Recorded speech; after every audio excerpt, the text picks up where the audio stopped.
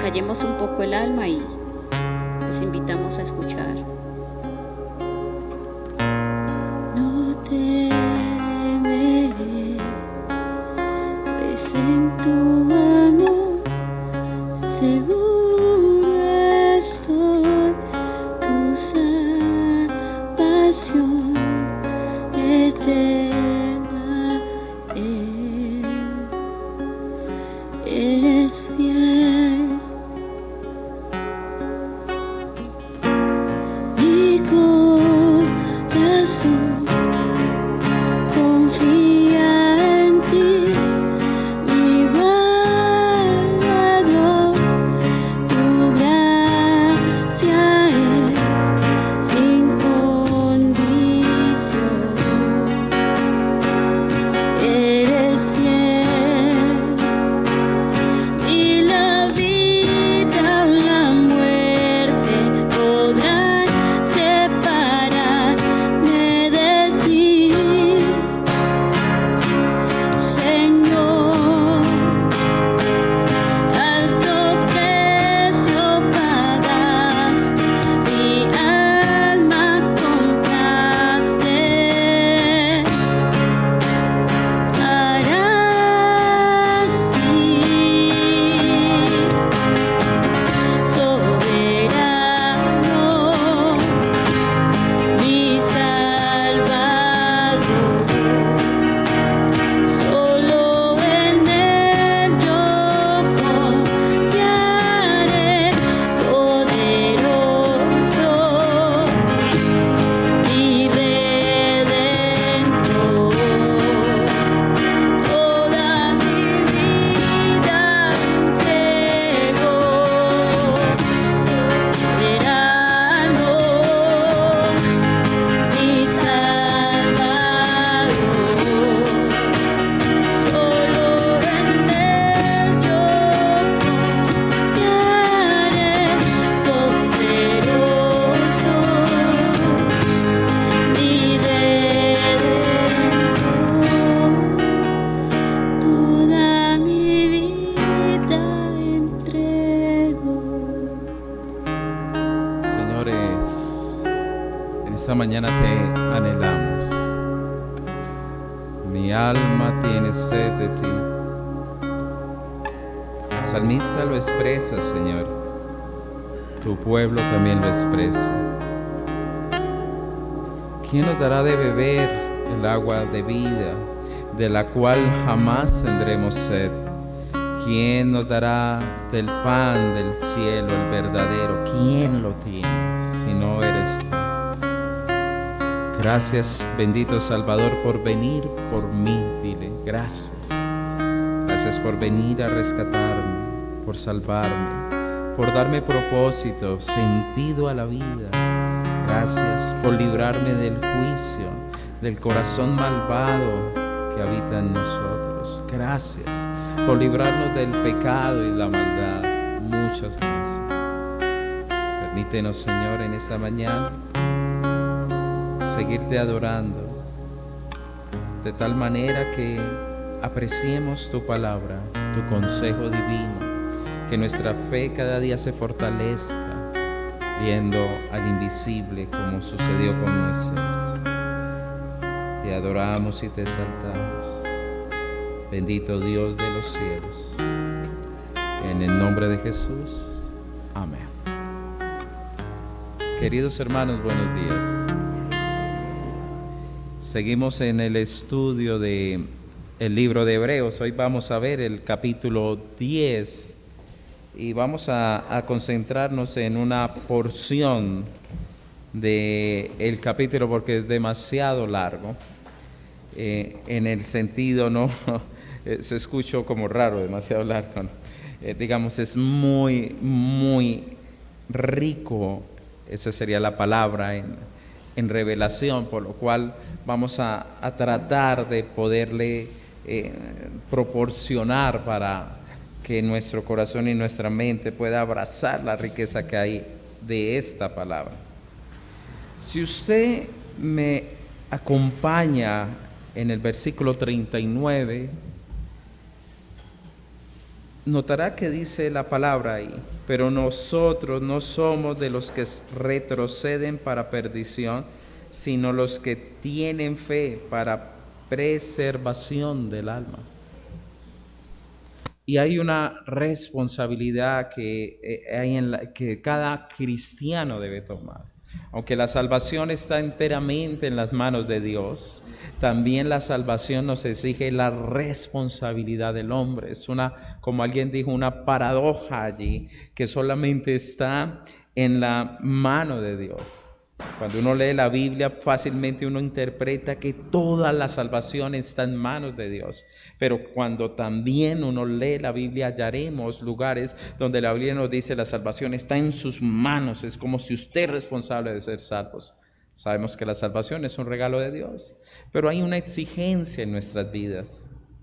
Ahora, para que nuestras almas sean preservadas durante este trayecto de vida mientras llegamos a la presencia de Dios, es necesario, queridos hermanos, que nosotros nos fortalezcamos, que nosotros podamos abrazar realmente nuestra fe.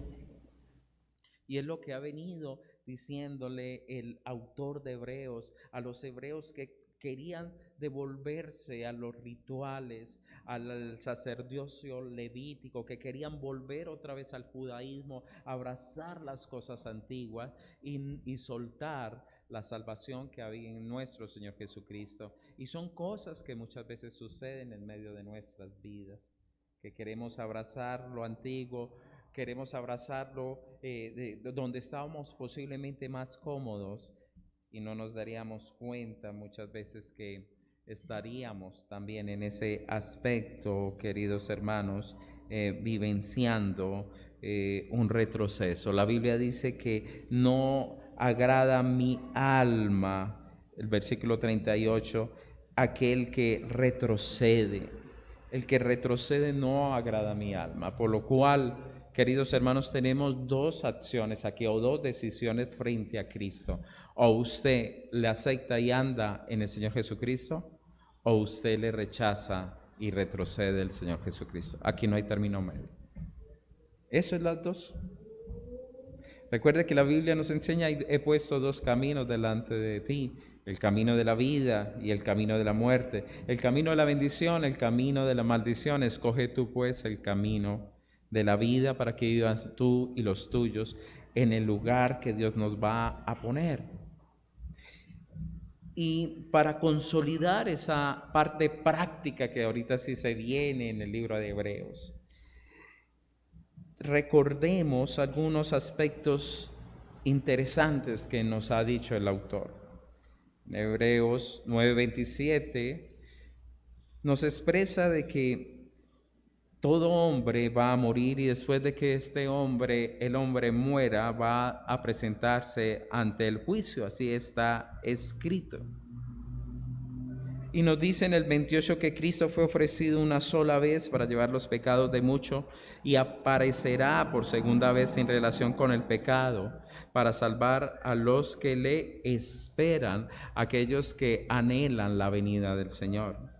Ahora, queridos hermanos, ante esa realidad nosotros debemos abrazar algo. Sabemos que va a haber un juicio eterno, sabemos que va a haber un tiempo donde el Señor va a juzgar las vidas de cada hombre y que va a haber un juicio. En el capítulo 10 comienza él a aterrizar también digamos, a volver a afirmar aquello que hemos venido estudiando durante todas estas semanas, diciendo lo siguiente: porque la ley, teniendo la sombra de los bienes venideros y no la imagen misma de las cosas, nunca puede por los mismos sacrificios que se ofrecen continuamente cada año hacer perfecto a los que se acercan. Es decir, el sistema levítico era una sombra y no lograría ese sistema levítico jamás alcanzar la perfección de una persona. ¿Por qué? Porque cada año tenía que seguirse haciendo lo mismo, sacrificios y sacrificios, por lo cual la persona no podía ser transformada. Solamente eran ejecuciones de una limpieza, como estuvimos tratando el tema, algo que era externo solamente. solamente para que pudiese estar esa persona purificada para el servicio del Señor. En el versículo 4 él lo confirma mucho más diciendo así: porque la sangre de los toros y de los machos cabríos no pueden quitar los pecados. Es decir, es incapaz eso no puede quitarlo. No, ¿qué hace? Simplemente es ese lavamiento externo, pero no tenía el poder de ser cambiado o transformado esa persona.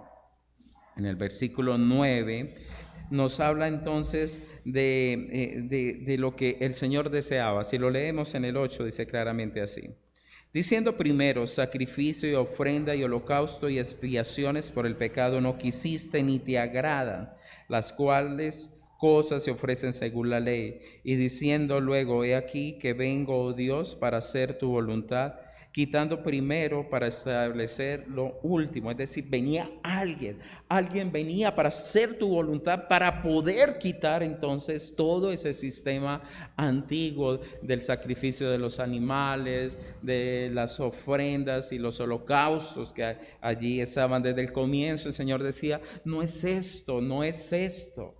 Nos lo dio a nosotros para poder ser, poder acercarse, y al pueblo de Israel para poder acercarse y Él habitar en medio, pero no era el que quería realmente el Señor. Él quería que se hiciera totalmente su voluntad, y solamente pudimos hacerlo, o solamente se pudo hacer a través de nuestro Señor Jesucristo. Versículo 10.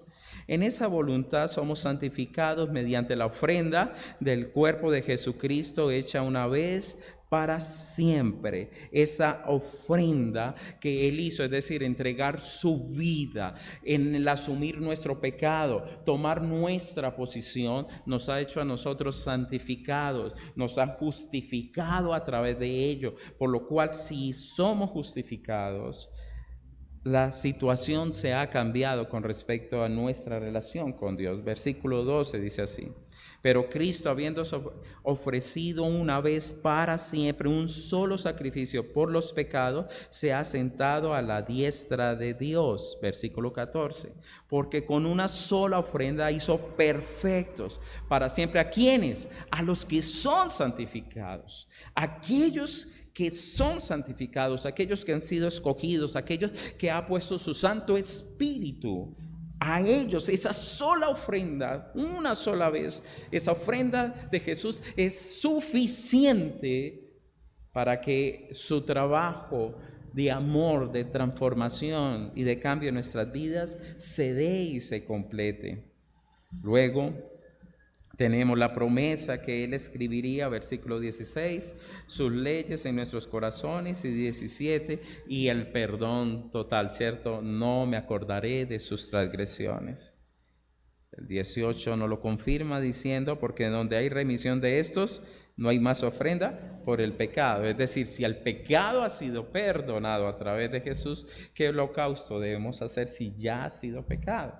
Es decir, si usted va a ir a pagar una deuda en un banco que ya ha sido paga, si el banco es honesto, le dice, Señor, ya está pago, yo no le voy a recibir este dinero. No, ya está pago. Si Cristo con su sangre suficiente, con su amor, con todo lo que hizo al hacer su voluntad, ha hecho la obra suficiente para que usted y yo estemos perdonados, pues ya no es necesario más holocausto. Teniendo ese enfoque aquí, se nos abre a nosotros una invitación, y ese es el título de hoy. El cristiano que preserva el alma, si lo he tratado, porque nos invita el versículo 22 que nos acerquemos. Es decir, es una invitación que aun cuando usted y yo la vimos hace por lo menos un mes en Hebreos 4, también era la invitación de que nos acercáramos. En el 4:16 dice así: acerquémonos pues confiadamente al trono de la gracia para alcanzar misericordia y hallar gracia para el oportuno socorro. Y aquí se nos invita, acerquémonos entonces de nuevo a ese trono. Versículo 19 dice: teniendo libertad de entrar al lugar santísimo por la sangre de Jesucristo. por el camino nuevo y vivo que Él nos abrió a través del velo entonces es de su carne, y teniendo un gran sumo sacerdote sobre la casa de Dios, acerquémonos. Es una invitación, acerquémonos si queremos preservar nuestras almas. Si usted y yo queremos preservar nuestras almas, es necesario acercarnos a Dios. O si no, ¿cómo nos vamos a sustentar? ¿Cómo me voy a calentar, queridos hermanos, si no sale el sol cada mañana? ¿Cómo voy yo a quitar, por ejemplo, mi sed si no bebo el agua? ¿Cómo voy yo a preservar mi vida si no tengo una vida cristiana real, una vida cristiana fundamentada en Él? Es decir, yo tengo que asumir mi propia responsabilidad. Ya Cristo hizo lo que era para nosotros imposible, y es que usted y yo podamos pasar de donde era el atrio, el lugar donde se sacrificaba en esa época en los judíos los animalitos, ahora poder entrar al lugar santísimo donde no podía entrar ningún israelita si no era de la tribu de Aarón, y aún si no era un escogido sumo sacerdote. Era una sola vez al año. Mas en Cristo Jesús, cuando se rasga el velo, Él abrió ese camino. Por lo cual, queridos hermanos, usted y yo debemos tener 3 cosas para preservar nuestras almas hasta el final. La primera tiene que ver la fe. ¿Cómo preservo mi alma? Mediante la fe. Dice el versículo 19 al 22 lo siguiente: así que, hermanos, teniendo libertad para entrar en el lugar santísimo por la sangre de Jesucristo, por el camino nuevo y vivo que Él nos abrió a través del velo, esto es, de su carne, y teniendo un gran sumo sacerdote sobre la casa de Dios, acerquémonos con corazón sincero en plena certidumbre de fe. En plena certidumbre de fe. Y es necesario, queridos hermanos, ello, porque hay una invitación que es un privilegio, es una invitación maravillosa.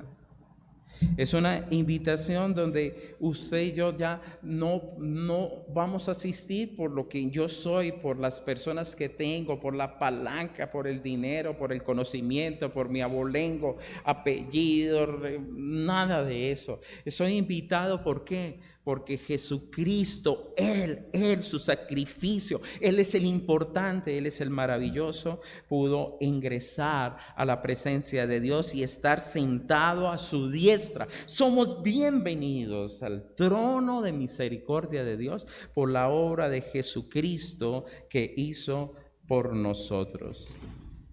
Cuando Él derrama su sangre, es decir, entregó su vida, fue su vida a cambio de mi vida, fue su vida a cambio de su vida, fue su vida entregada, fue Él a ponerse delante de nosotros, lo que usted y yo debimos haber asumido, merecido. Él se puso allí siendo verdaderamente el escudo vivo de nuestro ser.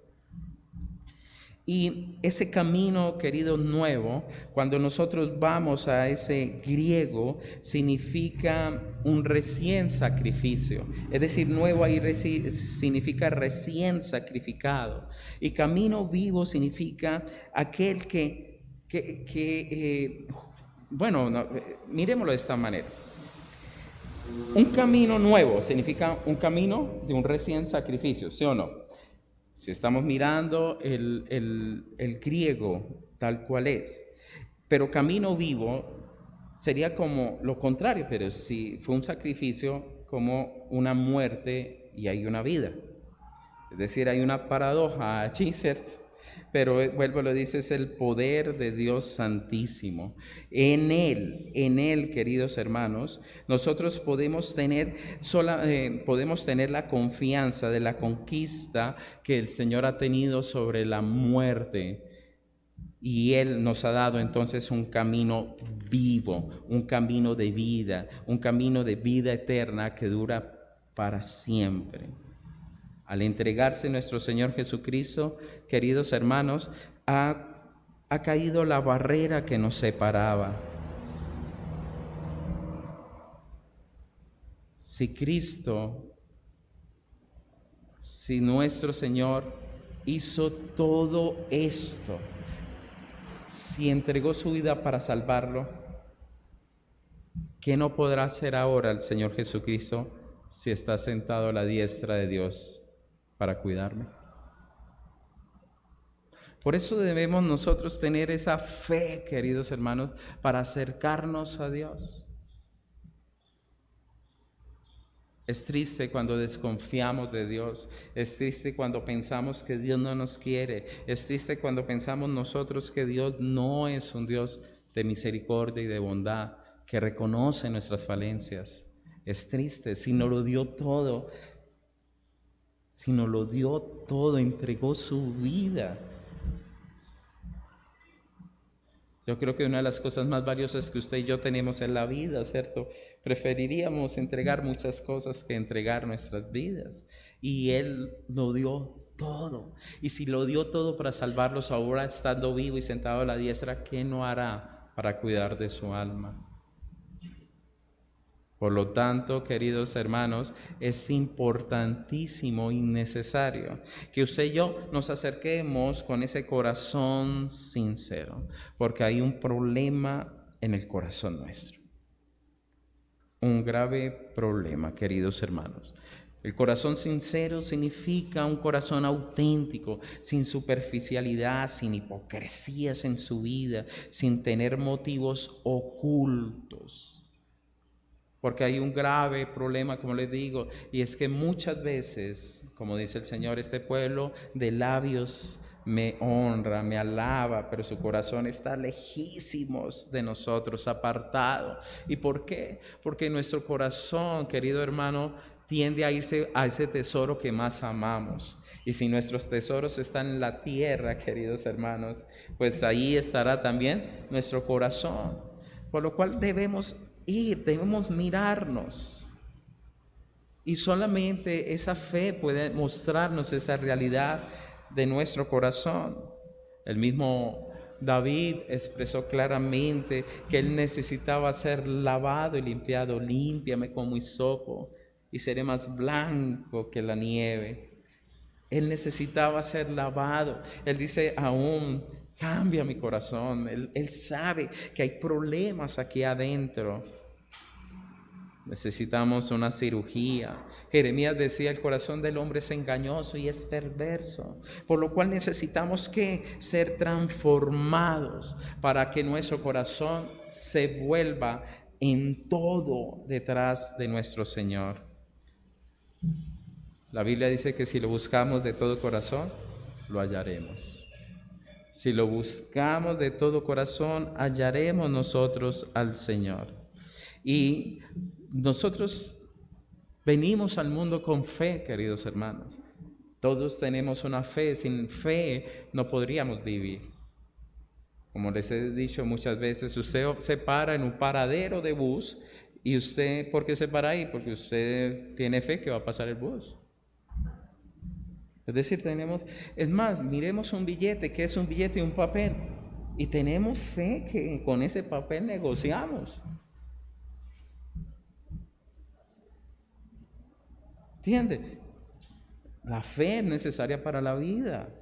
Ahora esa es una fe natural. Necesitamos una fe espiritual donde solamente puede venir de Dios. Efesios 2:8 dice lo siguiente: porque por gracia sois salvos por medio de la fe, y esto no es de vosotros, pues es don de Dios. ¿Y es de cuál fe entonces me está hablando? De esa fe que es un regalo de Dios, el comprender la majestad de la obra de nuestro Señor Jesucristo, de comprender de lo que ha hecho en mi vida, y mucho mejor saber que su Santo Espíritu está en medio de nosotros. Es ello.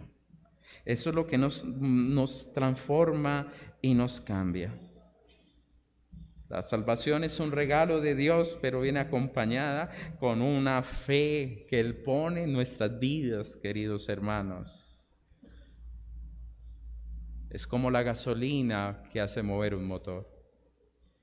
Él pone su fe, su Santo Espíritu dentro de nosotros, porque es necesario que Dios toque nuestro corazón difícil.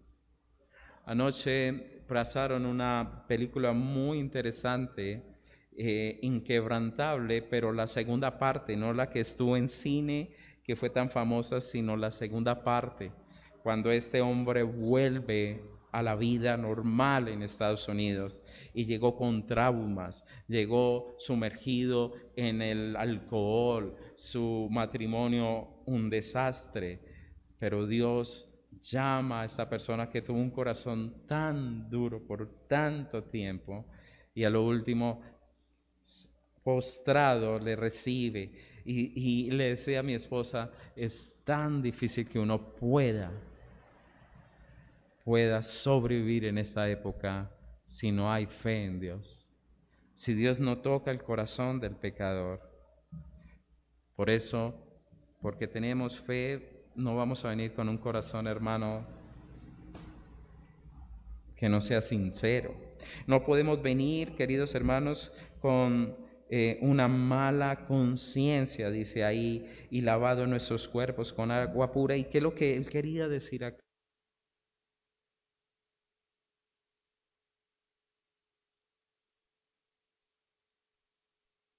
Por ejemplo, al sumo sacerdote, hasta el lugar santísimo.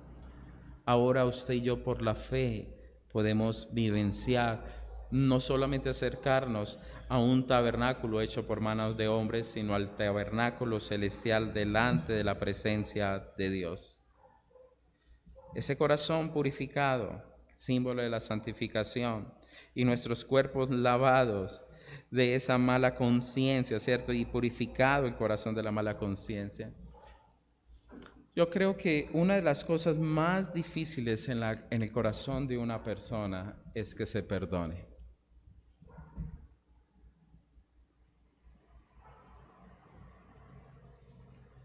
Es muy difícil. Para muchos, perdonar aún a sí mismo es difícil. Y sí, queridos hermanos, se han hecho cosas horribles, horrendas, que no se quisieran mencionar. Pero debemos tener fe que en Jesucristo mis pecados son perdonados. Y nos quita esa mala conciencia, esa culpa. ¿Y cómo la recibimos realmente? Es porque el Espíritu Santo está en medio de nosotros. Debe ser un poder más grande que el poder que nos acusa.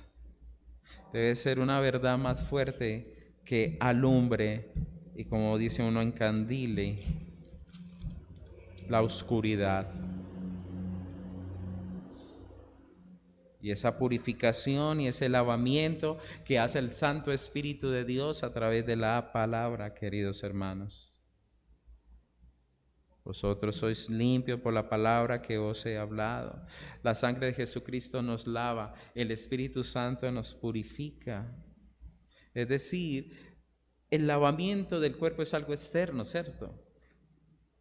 Sabemos que la sangre de Cristo aplica ya a nuestro interior. La palabra de Dios ya está escrita y puesta en nuestras mentes y escrita en nuestros corazones. Ya sabemos.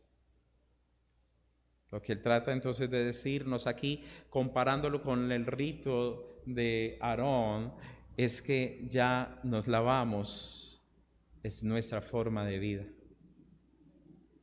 Es decir, andamos en santificación, no en perfección porque no podemos, somos pecadores. Pero queridos hermanos, cada mañana podemos entrar a la fuente carmesí y ser lavados y decir, Señor, perdóname, límpiame. No quiero andar con este pecado. No quiero más la culpa en mi vida. Por favor, líbrame. Cámbiame mi corazón. Yo quiero ser transformado, quiero ser renovado. ¿Y cómo puede darse eso, hermanos? Si yo creo realmente que Cristo es superior a los profetas, si Cristo es superior a los ángeles, si Cristo es superior a Aarón, si Cristo es superior a Moisés, si Cristo realmente es el Cordero de Dios. Si yo lo creo, si tengo fe, porque el justo por la fe vivirá. Segundo, ¿cómo me puedo mantener para preservar mi alma, queridos hermanos? Y tiene que ver con la esperanza, versículo 23. Dice así: mantengámonos firmes sin fluctuar la profesión de nuestra esperanza, porque fiel es el que prometió. ¿Y qué sería de un creyente sin esperanza?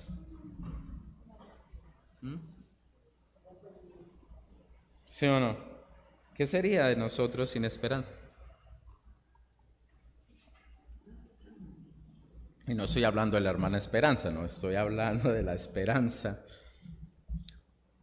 como una virtud en nuestras propias vidas. Es decir, el que tiene fe tiene esperanza. Es que la esperanza podemos colocarla también como un fruto, ¿cierto? Como algo que surge de ello. Yo soy llorón, de por sí. Soy llorón en algunos aspectos y en otros aspectos sí soy tan extraño, duro. Fallo. Y le digo, me gustó, cuando vi que la iban a dar, dije, ve, me la voy a ver. Y pude observar a la esposa de este hombre, que al último termina montando un ministerio para rescatar jóvenes de las calles.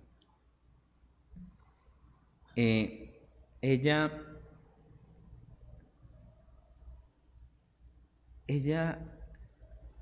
en su corazón propuso que su esposo valía la pena.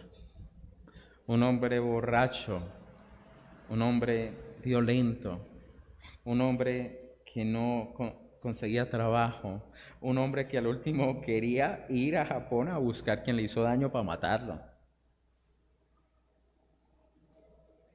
Pero ver la figura de esa escena me llamó tanto la atención, porque veía en ella la esperanza de que Dios iba a poder hacer algo con su esposo. Le había dicho anteriormente, me voy a separar, ahora le dice, yo te amo, no me voy a separar porque te amo. Y fue insistente y luchó hasta que el hombre luego se convierte en una de las cruzadas de Billy Graham.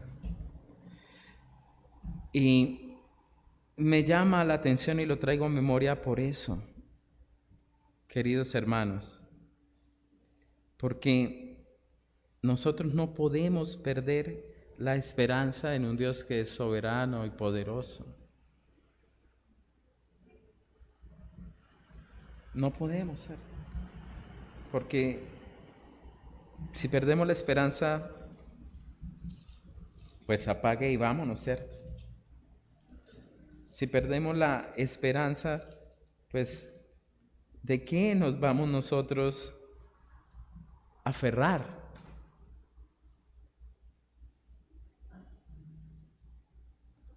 La misma palabra le decía a la iglesia de los Timoteos, voy a decir, de los tesalonicenses, no seamos como aquellos que no tienen esperanza, aquellos que ven la muerte como se acabó todo. Entonces, ¿dónde está nuestra esperanza? Si es verdad que duele que se parta alguien de esta tierra a otro lugar, es doloroso su compañía, su presencia, pero hermanos, si no hay la esperanza, entonces ¿de qué nos vamos a aferrar?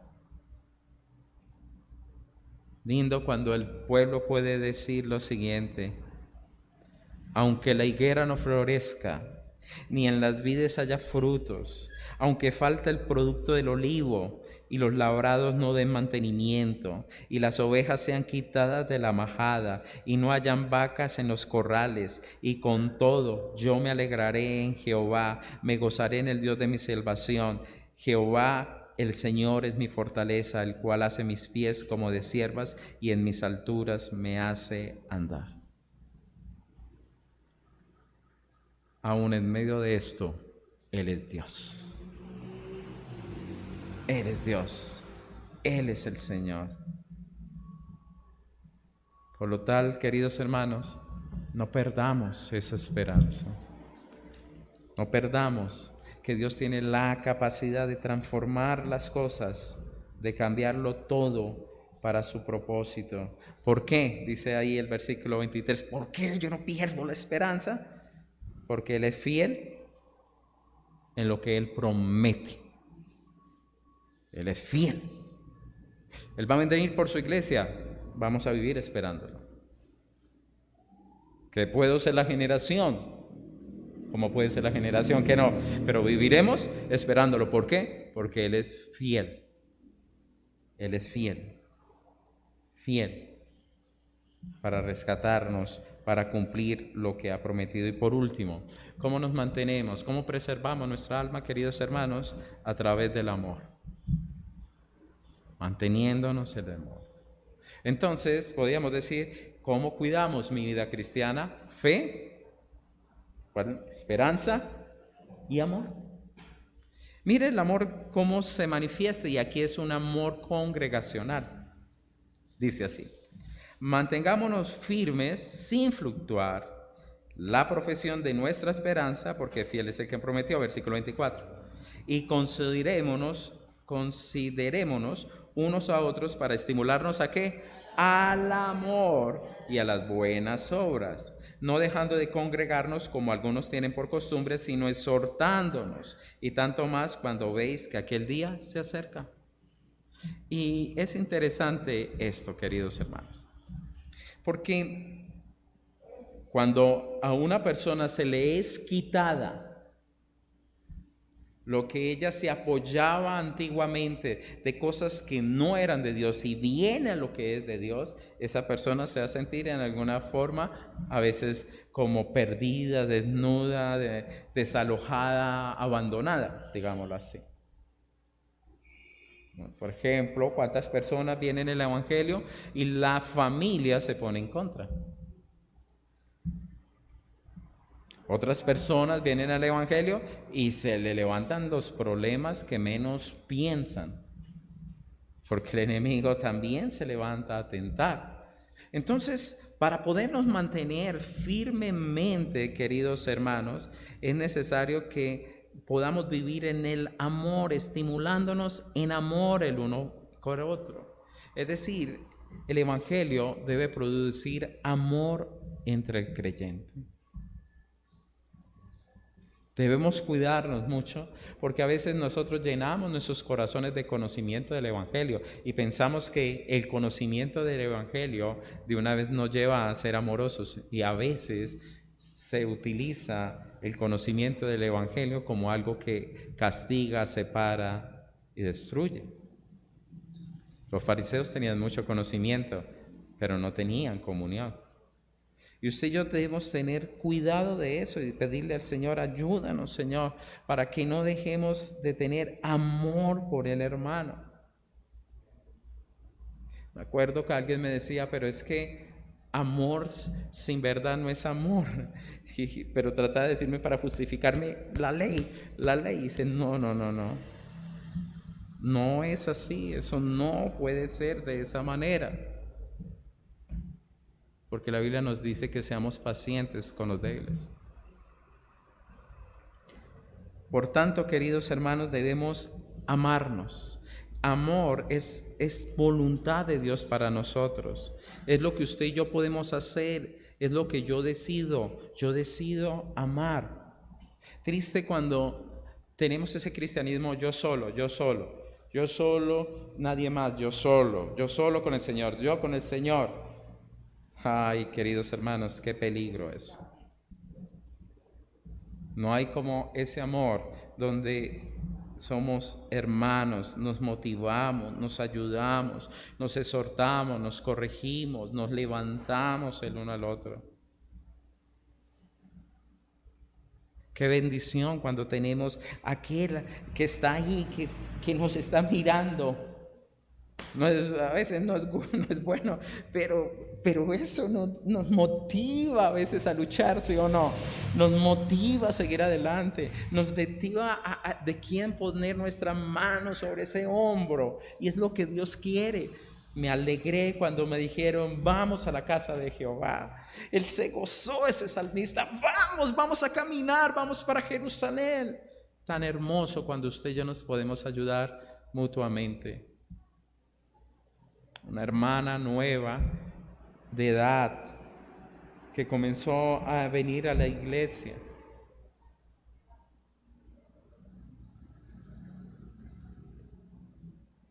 Le dio una enfermedad que la tiene en la camita y sola, hermano, sola porque decidió venirse a vivir a Armenia por una ciudad tranquila y sus hijos viven en otras ciudades. ¿Qué necesitó? ¿Qué necesita una persona así?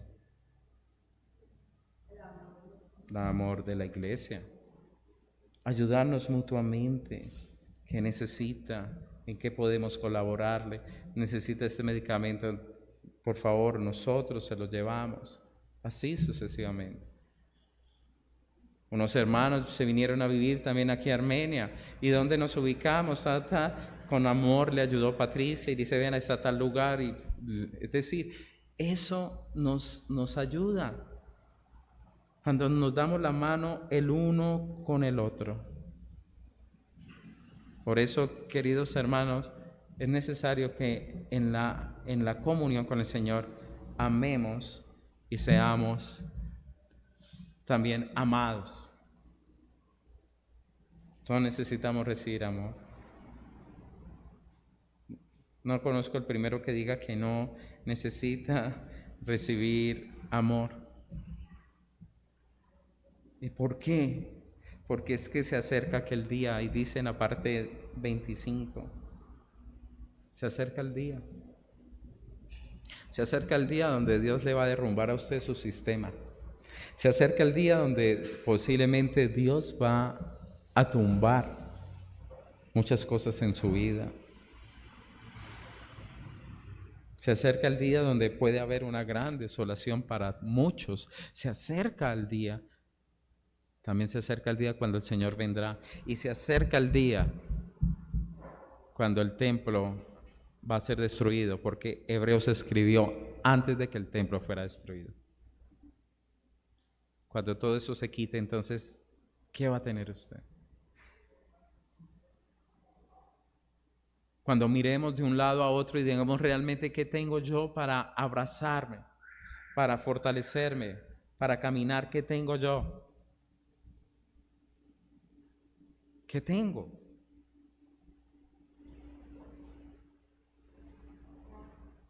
Y ante eso, queridos hermanos, es necesario que seamos conscientes de esa realidad. Cuando escribía esta palabra me acordé de la tía que yo les he dicho que ha sido la tía del amor para todos sus sobrinos, la que nos enseñó a estudiar. Yo creo que parte de la disciplina de mi estudio se la debo a mi tía, a Chabelita. Ya está en el Señor y se fue en el Señor. Una mujer devota con unos ídolos, hermanos, tremendos.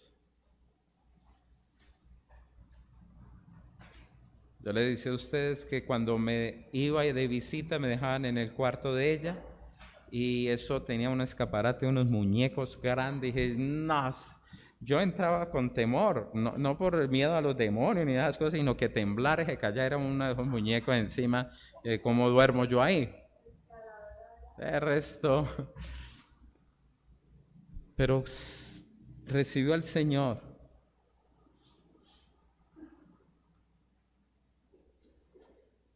Y todo eso fue quitado. Sus ídolos fueron destruidos. La cobijó una hermosa iglesia cercana. Terminó siendo del grupo de la tercera edad de la iglesia que compartía y tenían sus reuniones, amada por la iglesia misma, visitada. Terminó siendo parte de las intercesoras. También enseñó a otros el evangelio. Les mostró a los sobrinos y a una hermana tan preciosa que tengo, ella vive en Alemania, que ella anhela vivir para el Señor. Ella anhela vivir para el Señor. ¿Cómo se fortaleció mi tía preciosa? La comunidad que la albergó. Tuve el gran privilegio de orar por ella.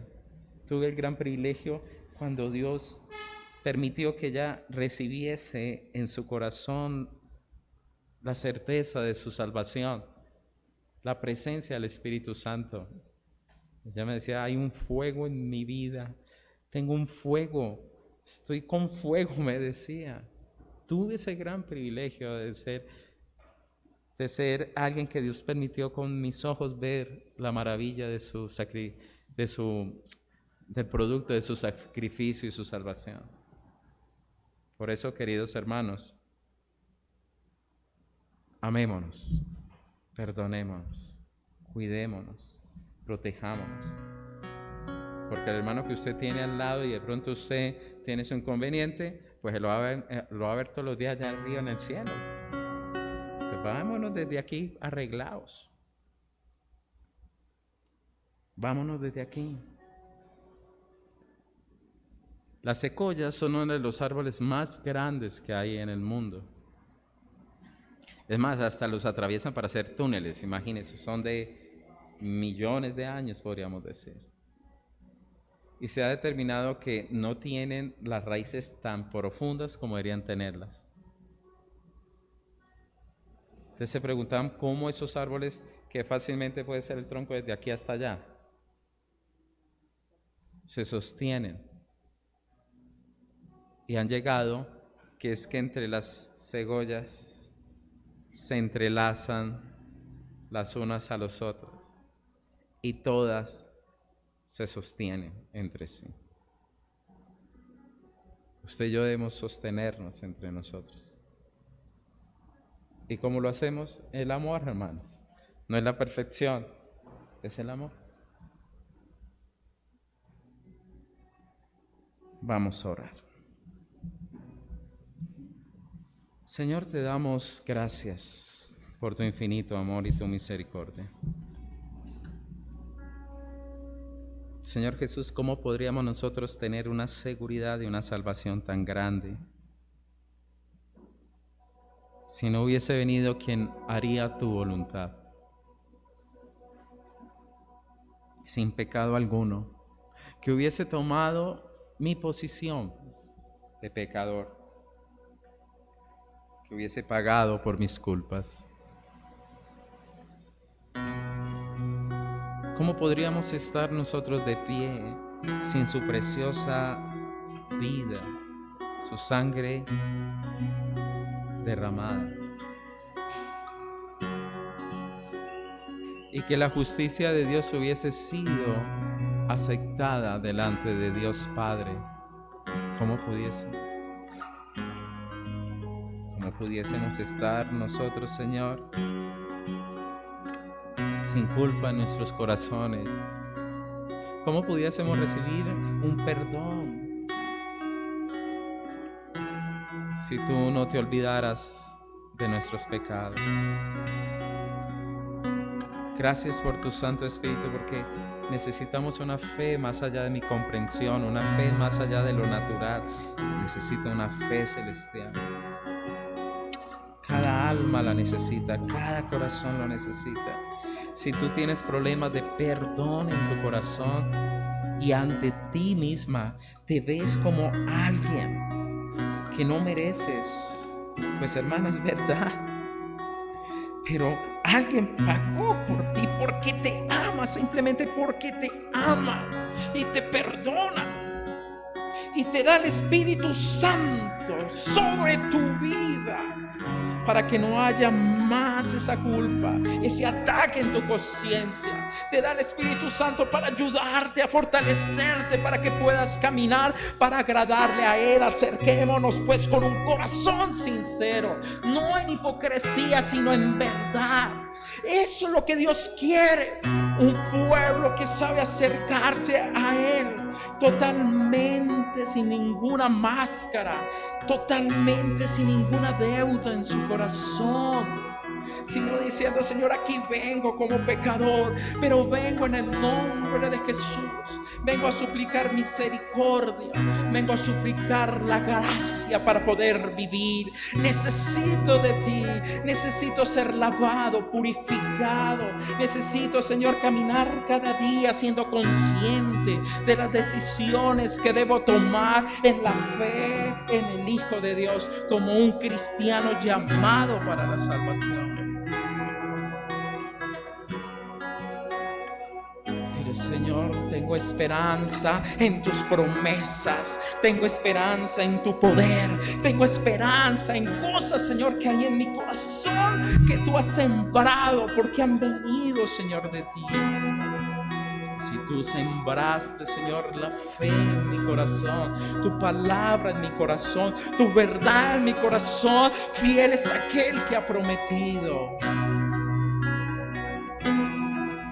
Tú eres bueno y bondadoso. No hay nadie más grande y maravilloso que nuestro Dios y nuestro Salvador.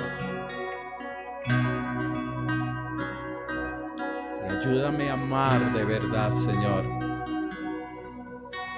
Ayúdame a ser amoroso y no nominal, Señor. No un amor nominal, sino un amor lleno de verdad, de paciencia,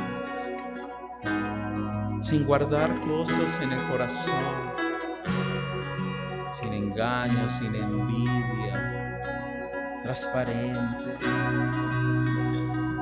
que reconoce su debilidad, la necesidad del Dios eterno y maravilloso. En el nombre de Jesús. Amén. Preciosa sangre me ha perdonado, blanco como nieve ya soy. Borró mi vergüenza y mi maldad, su pacto renovándome está. Mi rostro hoy levantaré, pues por su gracia volví a nacer. Su nombre ya me libertó. Solo por Cristo lavado soy. Vamos a decir: purifícame en tu presencia. Purifícame en tu presencia. Enséñame a gozo a encontrar la santidad, en la santidad que obtengo en ti. Todo lo restaura, Señor. Mi rostro levantaré, pues por su gracia volví a nacer. Su nombre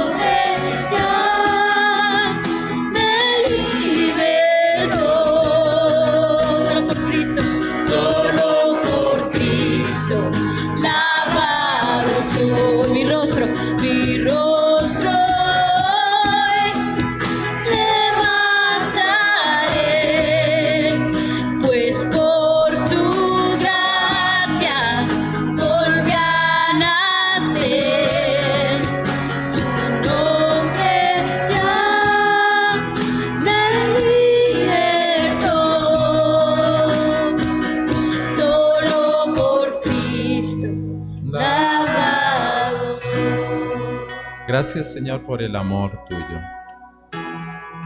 Gracias, Señor, porque tu amor desciende bajo la armonía, Señor, de un pueblo que se une, que se ama. Un solo Padre, un único Hijo, un solo Espíritu, un solo bautismo. Gracias, Señor.